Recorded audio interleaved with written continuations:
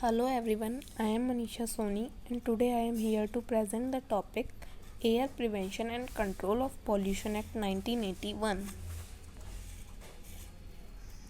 Establishment air prevention act कब establish हुआ था 29 मार्च 1981 और इसमें जो अमेंडमेंट्स हुए थे वो कब हुए थे 1987। अमेंडमेंट्स का मतलब क्या होता है, जो इसमें सुधार हुए थे आने वाले टाइम में जो नई नई चीज़ें इंक्लूड हुई थी वो कब हुई थी 1987। ऑब्जेक्टिव्स, फर्स्ट ऑब्जेक्टिव है to provide for prevention control and of air prevention. तो इस एक्ट को बनाने का मेन ऑब्जेक्टिव यही था, जो एयर पॉल्यूशन है उसको कंट्रोल करना, उसको रोकना और उसको प्रिवेंट करना। तो ये इसका मेन ऑब्जेक्टिव है कि हम अपनी एयर पॉल्यूशन को कैसे कंट्रोल कर सकते हैं। सेकंड पॉइंट है establishment of central and state pollution board. इस एक्ट में दो पॉल्यूशन बोर्ड्स इस्टेब्लिश किए गए थे, first central and second state, और वो भी किसने इस्टेब्लिश किए थे, सेंट्रल बोर्ड ने। एयर पॉल्यूशन का मीनिंग तो आप सबको क्लियर ही होगा कि जो हमारे day to day air polluted होती जा रही है ट्रांसपोर्ट्स की वजह से, फैक्ट्रीज़ की वजह से, तो उसको रोकना ही क्या कहलाता है, एयर प्रिवेंशन। एयर पॉल्यूशन पे कंट्रोल करना ही क्या कहलाता है, एयर प्रिवेंशन।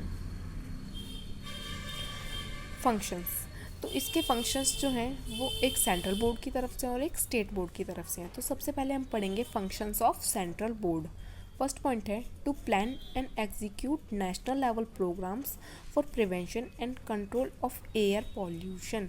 तो इसमें क्या होता है, सेंट्रल बोर्ड प्लान्स बनाता है और प्रोग्राम्स एग्जीक्यूट करता है, किसके लिए, एयर पॉल्यूशन को रोकने के लिए, उसको प्रिवेंट करने के लिए।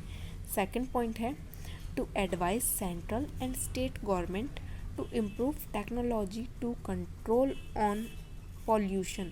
इसमें क्या होता है, जो सेंट्रल बोर्ड होता है वो स्टेट गवर्नमेंट को बताता है कि नई नई टेक्नोलॉजीज़ लाओ जिससे कि हम अपनी कम से कम एयर को पॉल्यूटेड होने दें।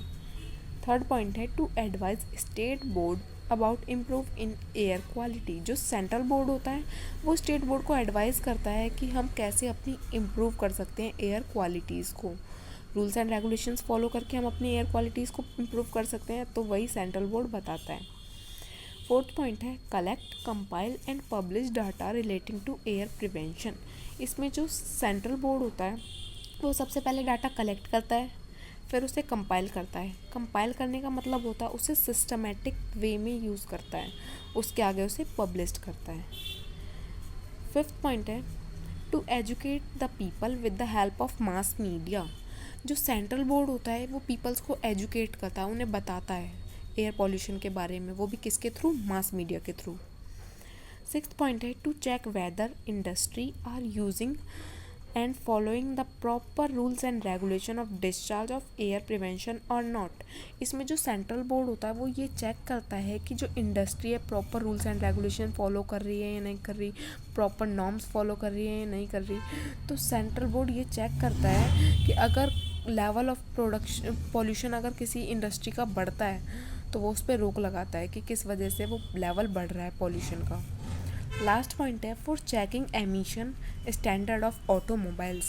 जो सेंट्रल बोर्ड होता है वो ये भी चेक करता है जो व्हीकल्स होते हैं वो कितना पॉल्यूशन फैला रहे हैं, वो उनका लेवल ऑफ पॉल्यूशन ज़्यादा तो नहीं बढ़ रहा। जैसे व्हीकल्स होते हैं, अगर व्हीकल्स जो चलाते हैं उनके पास पॉल्यूशन होना भी ज़रूरी है, जिससे जो सेंट्रल बोर्ड होता है वो चेक कर सकता है कि लेवल ऑफ पॉल्यूशन वो कितना कर रहे हैं और कितना नहीं।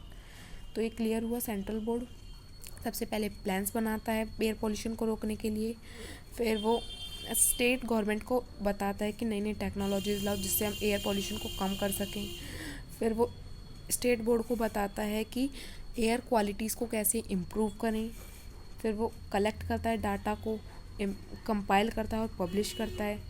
सेंट्रल बोर्ड पीपल्स को एजुकेट करता है मास मीडिया के लिए, और वो इंडस्ट्रीज़ को चेक करता है कि वो प्रॉपर नॉर्म्स फॉलो कर रही हैं या नहीं कर रही, और लास्ट में वो व्हीकल्स को भी चेक करता है कि वो लेवल ऑफ पॉल्यूशन बढ़ा तो नहीं रहे हैं अपना।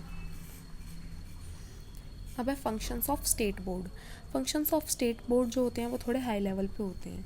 जैसे कि फर्स्ट पॉइंट है board can declare by area as air pollution control area. जो स्टेट बोर्ड होता है वो किसी भी एरिया को डिक्लेयर कर सकता है एयर पॉल्यूशन फ्री एरिया। इसका मतलब है कि उस एरिया पे पॉल्यूशन फैलाना बिल्कुल मना है, तो वो किसी भी एरिया को डिक्लेयर कर सकता है air pollution free area. Second point है, it is necessary to take up clearance certificate from board before setting up any industry.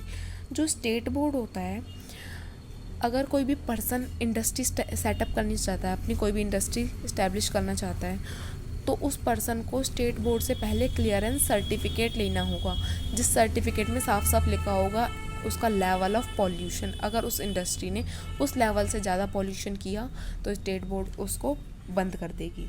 Third point है, the board can take emission sample for analyse from any industry. जो state board होता है वो किसी भी industry का sample लेकर ये एनालाइज कर सकता है कि वो कंपनी कितना पॉल्यूशन कर रही है और कितना पॉल्यूशन नहीं कर रही है। तो उसको ये पूरा राइट होता है कि वो किसी भी इंडस्ट्री का प्रोडक्ट लेके एनालाइज कर सकता है कि वो कितना पॉल्यूशन एमिट कर रही है। लास्ट पॉइंट है, on the recommendation of state board, state government can direct any industry to use particular type of fuel. इसमें क्या है, जो स्टेट बोर्ड होता है वो स्टेट गवर्नमेंट को डायरेक्ट करता है कि अगर कोई भी इंडस्ट्री इस टाइप का फ्यूल यूज़ करेगी जिससे ज़्यादा से ज़्यादा एयर पॉल्यूटेड हो रही है तो वो उसको रोके, और स्टेट गवर्नमेंट उसकी बात मानता है, और अगर कोई इंडस्ट्री ऐसा फ्यूल यूज़ करती है तो उसको रोकता है उस फ्यूल को यूज़ करने से। तो ये आपको क्लियर हुआ। फर्स्ट पॉइंट क्या था कि वो किसी भी एरिया को पॉल्यूशन फ्री एरिया डिक्लेयर कर सकता है। सेकंड पॉइंट क्या था कि अगर कोई पर्सन इंडस्ट्री सेटअप करना चाहता है तो उसको स्टेट बोर्ड से पहले क्लियरेंस सर्टिफिकेट लेना होता है। थर्ड पॉइंट क्या है कि स्टेट बोर्ड किसी भी इंडस्ट्री का सैंपल लेके एनालाइज कर सकता है कि वो कंपनी कितना पॉल्यूशन एमिट कर रही है। लास्ट पॉइंट क्या है कि जो स्टेट बोर्ड है वो स्टेट गवर्नमेंट को डायरेक्ट करता है कि ये वाला फ्यूल यूज़ नहीं करना है क्योंकि इससे ज़्यादा से ज़्यादा एयर पॉल्यूटेड हो रही है। अब है पेनल्टीज़। अगर कोई भी इंडस्ट्री ज़्यादा से ज़्यादा एयर पॉल्यूटेड करती है तो उसको पेनल्टी भरनी पड़ती है, और वो क्या पेनल्टी होती है, 1.5 साल से 6 साल की जेल। Thank you, have a good day.